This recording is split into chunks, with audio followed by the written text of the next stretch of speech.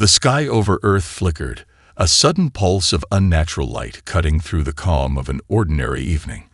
The airwaves crackled with static, and then, without warning, the message began.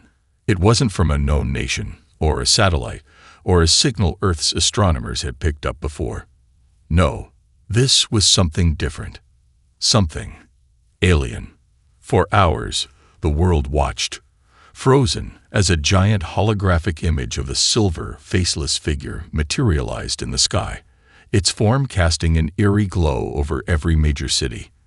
Its voice, calm and strangely soothing, reverberated across every broadcast system, every device, and every corner of the globe. It was not an offer. It was a warning. People of Earth, the voice began, its tone cool and precise. We are the Galactic Concord. You have been observed. Your planet is exposed. You are unprotected, and you will fall. The words sent a shiver through humanity's collective spine. It wasn't just a threat, it was an observation. An observation that stripped Earth of any illusions it might have held about its place in the universe. No grand armies, no advanced defense systems, no cosmic influence. Nothing. Just a small, fragile planet spinning in the void, completely vulnerable to the whims of those far more powerful than its people could imagine. The hologram shifted, showing an image of Earth from orbit. It was beautiful, as always, but it was also painfully obvious in its vulnerability. There were no defense rings, no high-tech weaponry, no fleets of ships in the skies, just a blue planet floating aimlessly, exposed to the infinite dangers of space. Do not mistake this for an attack, the voice continued. We offer you no harm, yet you stand on the edge of destruction. The Concord has the technology you need to safeguard your world. Weapons, shields, surveillance networks. But you will pay the price. You will surrender your autonomy, your sovereignty. In exchange, your planet will be protected. This offer is open for a limited time. The choice is yours. The message ended as abruptly as it began. The hologram blinked out of existence, leaving the sky still and silent. For a long, unbearable moment, no one spoke. It was as if the world had been collectively holding its breath, wondering what would come next. And then, as if a switch had been flipped, chaos erupted. Governments scrambled for answers, news channels buzzed with frantic speculation, and millions of people flooded social media with questions, outrage, and fear. Would Earth accept the offer? Could Earth afford not to? But in the midst of the global panic, there was a response, an unexpected one. The world's leaders, united for perhaps the first time in centuries, convened in an emergency summit. As they sat in their high-tech rooms, looking over the images and reports of the message, they did not react as the Concord likely expected. There was no frantic agreement, no hasty decision to beg for the Concord's technology. Instead, the room was filled with a quiet, determined resolve. We don't need their help, one of the scientists said, his voice firm and confident. Not on their terms. A moment of silence passed before the spokesperson for the United Nations spoke up. Tell them we'll take their offer, but we'll need time. 6 months, that's all we ask for. Time to consider our options. And just like that, humanity's response was clear. They weren't afraid. They weren't going to panic. They were going to think. The decision was made. Earth would not be controlled by fear, and they would not accept the first solution that came their way. Instead, they would take the 6 months the Concord offered, not to beg, but to show the galaxy that Earth could stand on its own and rewrite the rules of defense on their own terms. The announcement came quietly, but it reverberated through the world like a shockwave. The United Nations, standing united for the first time in what seemed like ages, released a simple statement. Earth would not be rushing into any decisions. They would take the 6 months the Galactic Concord had offered, not to negotiate or beg, but to think, plan, and evaluate their options. In the coming days, the shock of the Concord's message began to settle, and with it, a strange calmness swept over Earth. Governments, rather than scrambling to immediately embrace alien technology, began quietly rethinking what the Concorde's message really meant. No one was panicking anymore. There was a quiet, almost daring confidence that began to take hold. The Concorde had thought Earth would tremble at the idea of exposure, of weakness. They had thought humanity would fall in line, grateful for the offer. But instead, humans responded in the most human way imaginable. They refused to be cowed, refused to let their future be dictated by alien hands. In boardrooms across the globe, experts in every field began to assemble. Scientists, engineers, military strategists, philosophers, and even artists gathered together in a burst of collective ingenuity. They were not just planning how to fight off alien invaders. They were imagining something far greater. What would it look like if humanity designed its own defense, not just against the galaxy's threats, but against itself? It was clear now. Earth had a chance to rethink the rules, to write its own future. At the heart of this endeavor was a group of thinkers led by Dr. Elara Ford, a celebrated strategist, and one of the first to openly question the wisdom of simply accepting the Concorde's offer. Ford had spent years studying both Earth's potential and the nature of galactic power structures. She knew that the Concorde, for all its power, had made one critical mistake. It had underestimated the adaptability of humanity. The Concorde's mistake, Dr. Ford said during a live broadcast, is believing that we need their technology, their solutions. What they don't realize is that our greatest strength has always been our creativity, our ability to think outside of the box, to adapt and overcome. The only thing we need to protect our planet is time. Time to come together and innovate. The world rallied behind her. Across continents, thousands of initiatives sprang into action. Governments pooled resources into creating a global think tank to devise new technologies and defensive strategies. But this wasn't just about machines and weapons. Humanity began to weave together a more complex system, one that relied on openness, communication, and innovation. And that was the key difference. While the Concorde saw power as something to be hoarded, controlled, and deployed with force, humanity began to see it differently. Power was knowledge, and knowledge was freedom. Humans didn't need a shield to hide behind. They just needed to be smart, to think fast, and to share what they knew. As the weeks passed, Earth's efforts began to take shape in surprising ways. In every major city, local initiatives sprouted up, many of them unexpected. Groups of citizens, hackers, and engineers working together on everything from advanced surveillance systems to low-cost, high-efficiency energy sources. Instead of building walls, humanity was building trust. Meanwhile, the Galactic Concorde continued to monitor Earth, still bemused and slightly perplexed. They had expected Earth to grovel for their technology, to beg for their protection. But instead, humanity was doing something no one in the galaxy had done before. They were rewriting the very concept of defense, using the one weapon the Concorde hadn't counted on. The clock was ticking. But for the first time, humanity wasn't racing in fear. They were racing towards something greater, a future of their own design. As the 6-month window from the Galactic Concorde ticked down, the world waited in anticipation. What would humanity's answer be? Would they finally accept the alien technology, or would they stand firm, embracing their own solution? The Concorde's auditors had arrived on Earth weeks earlier, fully expecting to witness chaos, confusion, or at the very least, a desperate scramble to adopt foreign defense systems.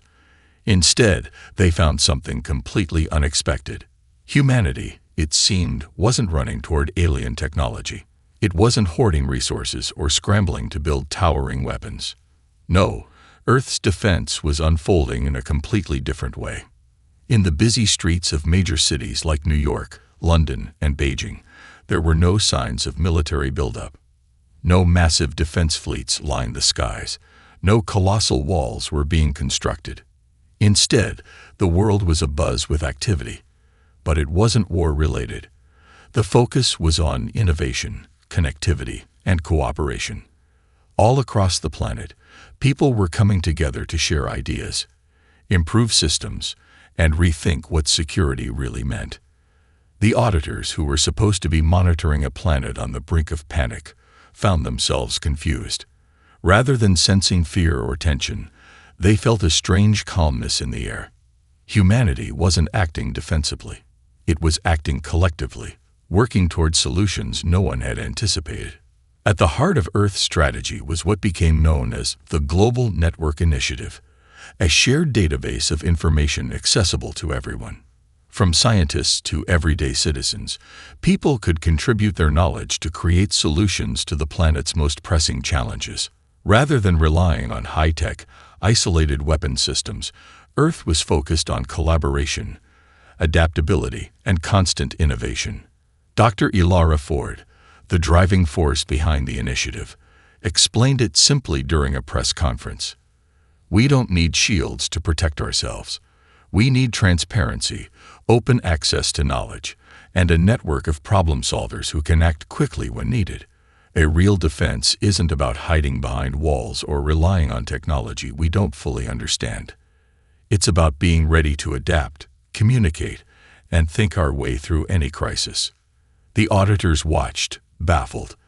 They observed as groups of engineers in rural villages worked together to build localized energy grids, offering low-cost, sustainable power to entire communities. They saw citizens testing advanced drones that could detect environmental threats, from natural disasters to potential attacks. In labs, biotechnologists were working on health solutions to ensure that Earth's population remained resilient to future pandemics, using genetic modifications and rapid response vaccines. The most startling development, however, was the rise of new diplomatic efforts. Governments around the world, rather than scrambling to make deals with the Concord, were establishing new international pacts based on shared knowledge. These pacts, called trust networks, allowed nations to trade data, resources, and defense strategies freely, with the understanding that cooperation, not secrecy or isolation, would be the ultimate shield. Even as the days passed, Earth's defense systems evolved. They weren't relying on massive satellite weapons or bulky space stations. Instead, their greatest strength lay in something far more unpredictable: the very nature of humanity itself, the ability to adapt, think creatively, and work together in ways no one else had even considered. The Concord's auditors began to realize that this wasn't some temporary solution. It wasn't a panic-driven, last-minute effort to stave off an alien invasion. This was the beginning of something much bigger, a completely new kind of defense strategy, one that depended on the ingenuity and spirit of humankind. Despite their amazement, the auditors remained skeptical. "This cannot last," one of them muttered as he watched a group of scientists collaborate on a new open-source platform to track potential space threats. No civilization has ever relied solely on cooperation. There must be weaknesses. There must be a flaw. But as the days wore on, it became clear to the auditors, and to the rest of the galaxy, that humanity wasn't making a temporary play. It was rewriting the very idea of what it meant to be secure.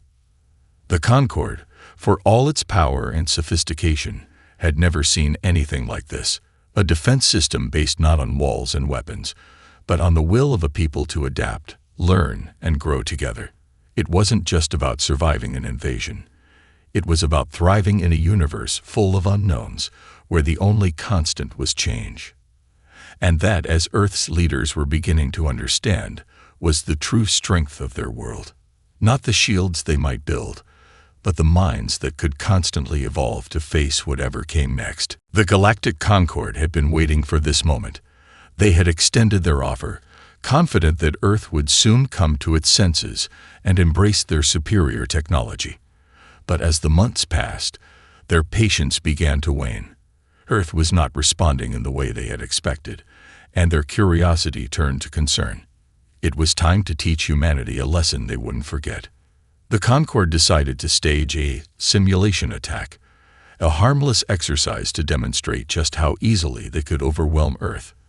The idea was simple: show Earth's leaders exactly what they were up against, This would be the wake-up call humanity needed, the final proof that their defenses were inadequate, and that only the Concorde's advanced technology could keep them safe.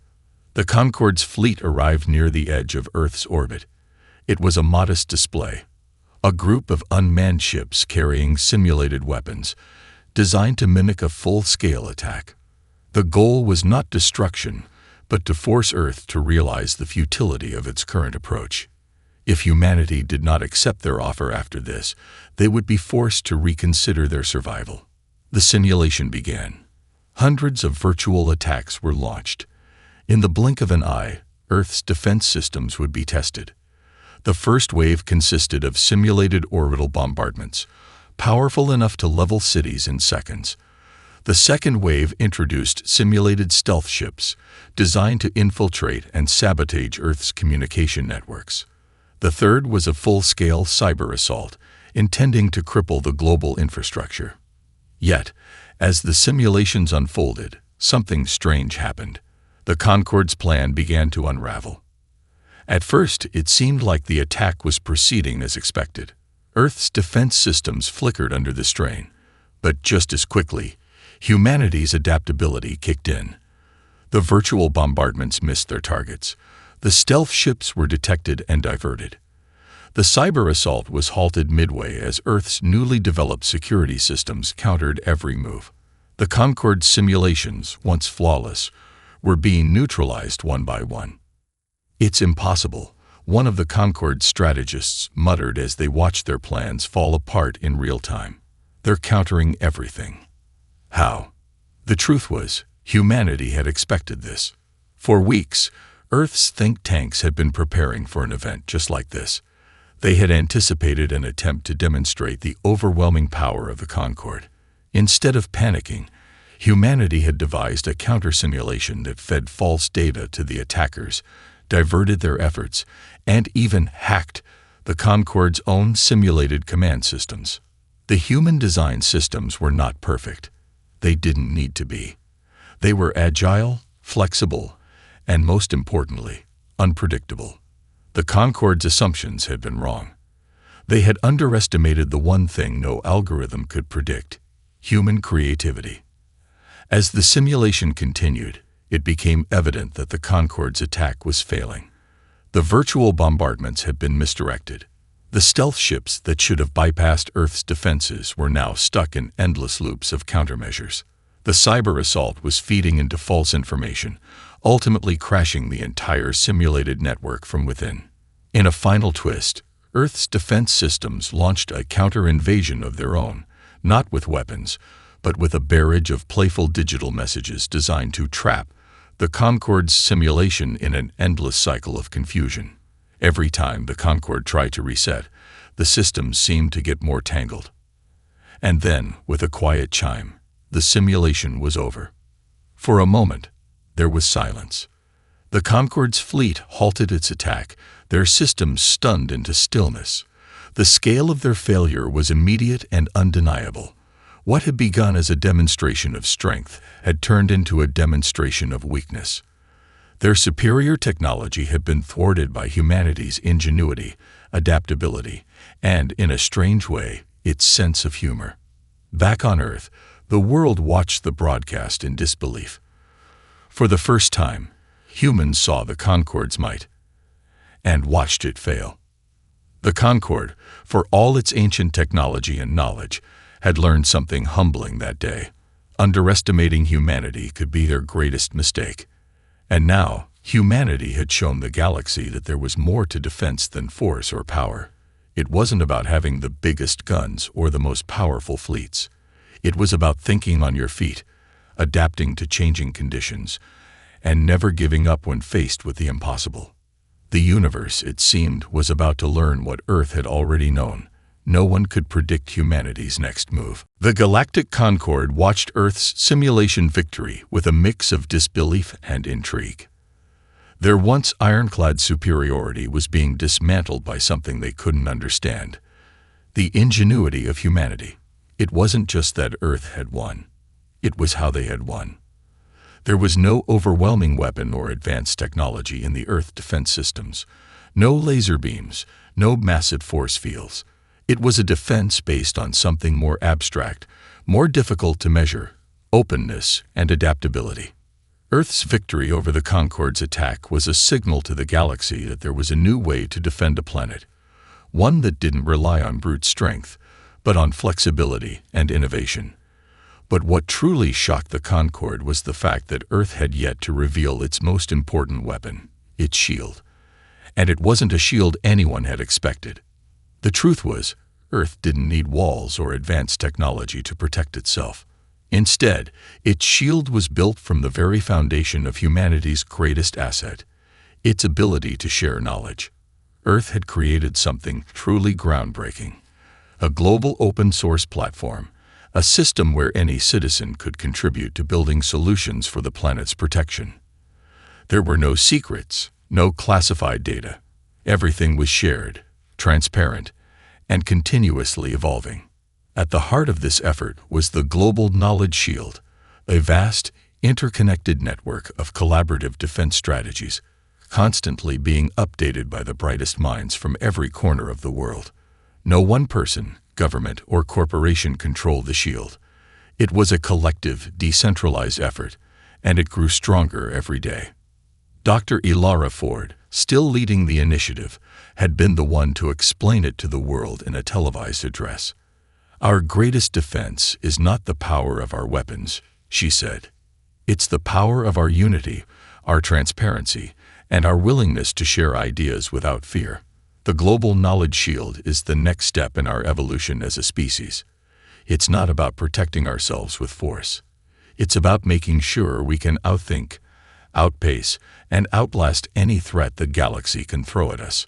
While the Concord strategy had always relied on isolating knowledge, hoarding power, and imposing strict control, humanity's approach was something entirely different. Every idea, every breakthrough was instantly shared, accessible to all. It was the ultimate equalizer. No one person, country, or empire held the keys to Earth's security. It was in the hands of everyone. And it worked. The more the global knowledge shield grew, the more Earth's ability to defend itself expanded. Each new piece of information, whether it was a new technology, a new way to detect an incoming threat, or even a new way to strengthen global cooperation, added another layer to the shield. It wasn't just a defensive measure, it was a proactive one, always anticipating and adapting to emerging dangers. The Concord, now aware of the shield's existence, became even more intrigued. They had spent centuries perfecting their own systems of defense, creating weapons, and locking down information to prevent anyone from accessing their secrets. But Earth's defense wasn't about secrets. It was about being open and transparent in a way the Concord had never dared to be. "Are they really this naive?" One of the Concord's top strategists muttered to his colleagues. "How can they not see that a system like this can't possibly be sustainable? Sooner or later, someone will exploit it. It's too open, too vulnerable."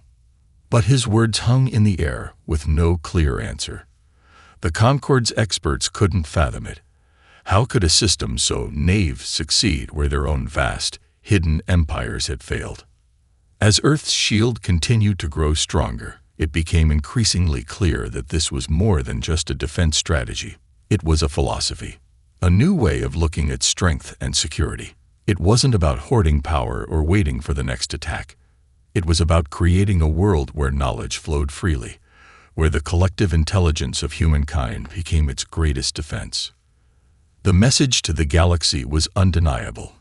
Earth had not only found a way to protect itself, it had found a way to thrive in a universe that had always operated on secrecy and fear. The Galactic Concord had thought they were the pinnacle of galactic power, but they were beginning to realize that humanity had just rewritten the rules.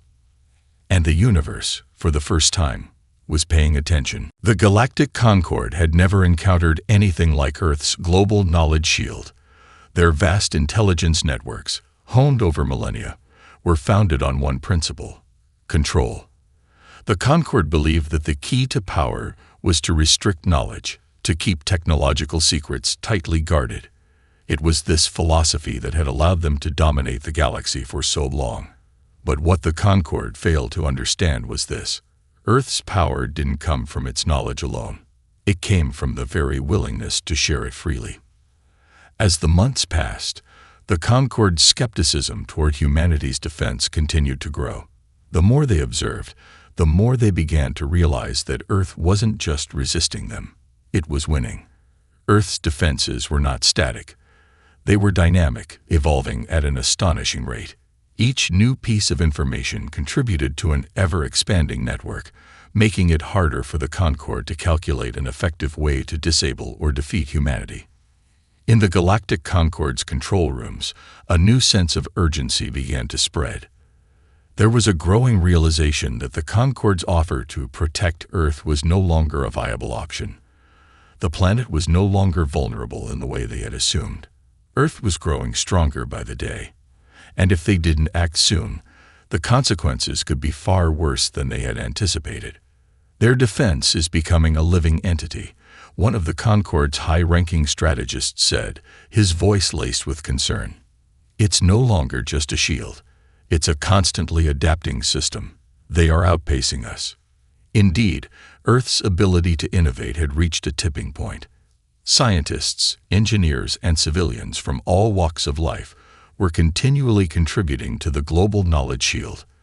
The once fragmented efforts of individual nations had transformed into a unified front, where collaboration was no longer a choice. It was the only path forward. Earth had embraced a philosophy of decentralized defense that was rapidly becoming impenetrable. Even the Concord's most advanced digital surveillance systems were struggling to keep up. The sheer volume of constantly changing data that Earth was producing had rendered their attempts at control meaningless. Earth's decentralized networks had grown too complex, too diverse to be effectively neutralized by conventional means. Then, a breakthrough came from an unexpected source. In a small, nondescript research lab in Tokyo, a group of engineers unveiled a new kind of quantum encryption system that could protect Earth from even the most advanced forms of digital intrusion. It was a system that rendered the Concord's spying capabilities obsolete. Every piece of sensitive data stored within the global knowledge shield was now encrypted in a way that the Concord's most sophisticated technologies couldn't crack. The encryption was more than just a technological triumph. It was a symbol of everything that humanity had accomplished. It was a defense built on the idea that openness and collaboration were far more powerful than secrecy and control. It was a reminder that the true strength of Earth's shield didn't lie in its technology. It lay in its ability to think beyond what others thought possible. Back at the Concord's headquarters, panic began to set in. No one had expected this. No one had expected humanity to not only stand its ground but to thrive. Earth's decentralized approach to defense was outpacing even the Concord's most elite strategies. "We've made a grave mistake," one of the Concord's leaders muttered as they reviewed the encrypted data, their systems failing to break through. "We underestimated them. We've underestimated humanity."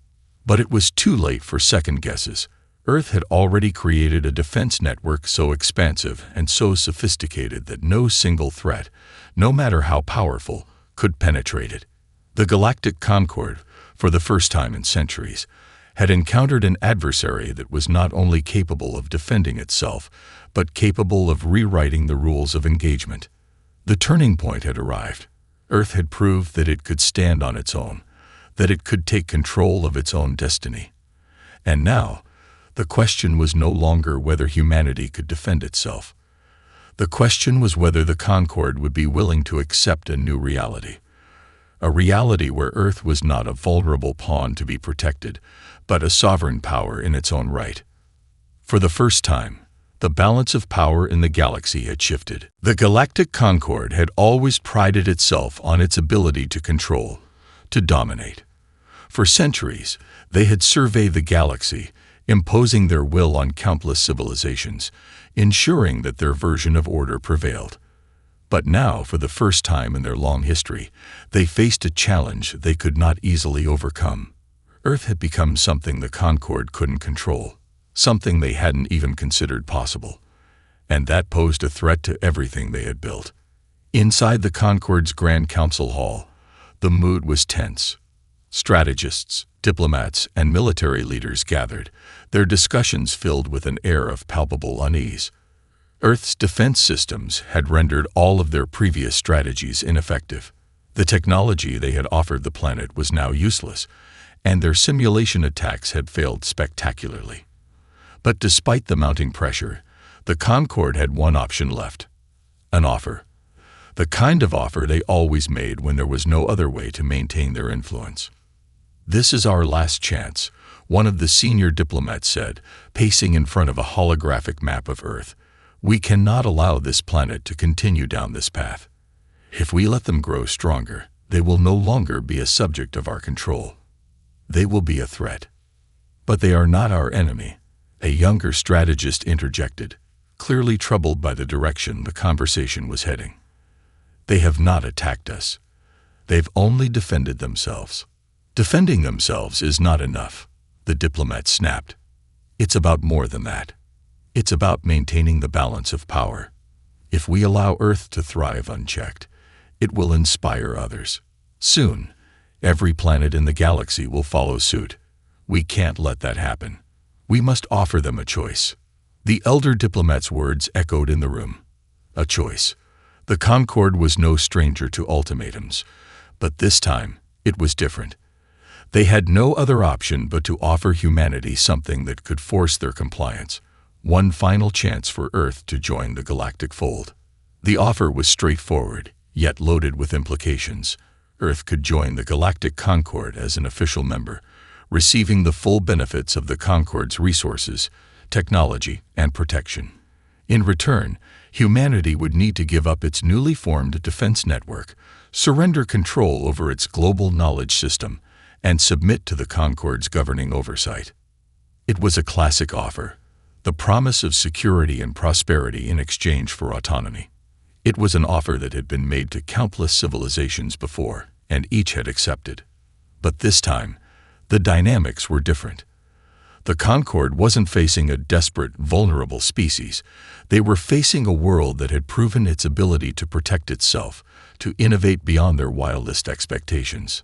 Dr. Elara Ford, leading humanity's charge toward independence, had been briefed on the offer by the highest level of Earth's leadership. The world's response was swift and decisive. There would be no negotiations. Humanity had fought for its right to self-determination, and it would not give it up for any offer, no matter how enticing. "The Concord has made their final offer," Dr. Ford addressed a crowd of world leaders and citizens in a global broadcast. "They want us to give up what we've worked so hard to build, to hand over control of our future. But we are not their subjects, and we never will be. This is our planet, our destiny. We will not bow to the idea that our survival depends on someone else's protection. Our strength comes from the very fact that we stand together as equals, not subordinates." As Earth's message was broadcast across the globe, the response from the Concord was swift. Their final offer was made, and Earth's refusal was clear. But there was an underlying tension that neither side could ignore. This was no longer just a diplomatic negotiation. It was a showdown of philosophies.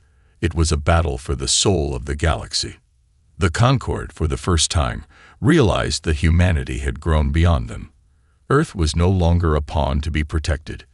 It was a force to be reckoned with. And now, the question was not whether Earth would join the Galactic Concord.